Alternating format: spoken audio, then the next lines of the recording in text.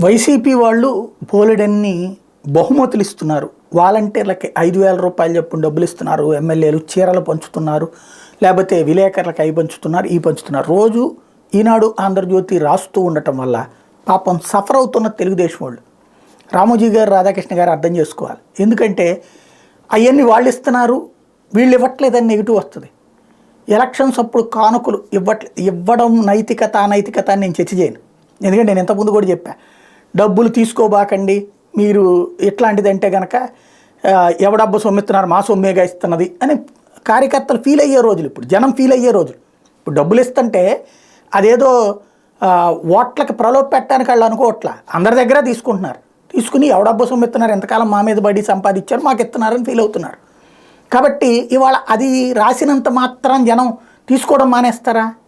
ఇంకోటి, తెలుగుదేశం ఇవ్వదా? తెలుగుదేశం ఇవ్వట్లేదు అంటే మైనస్ అవుతుంది. వాళ్ళు ఇవ్వరా? ఇప్పుడు ఎక్కడ ఎందుకు?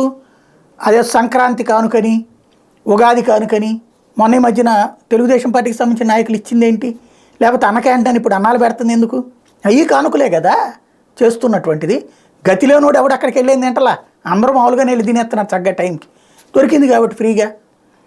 కాబట్టి ఇక్కడ వీళ్ళిద్దరూ జగన్ ఏం చేస్తున్నాడో తెలియని వాళ్ళకు కూడా చెప్తున్నాడు, జగన్ టీం ఏం చేస్తుంది అన్నటువంటి. తద్వారా తెలుగుదేశం మీద ప్రెషర్ పెడుతున్నారు, జనసేన వాళ్ళ మీద ప్రెషర్ పెడుతున్నారు. ఒకసారి ఆలోచించుకుంటే బెటర్ ఏమో.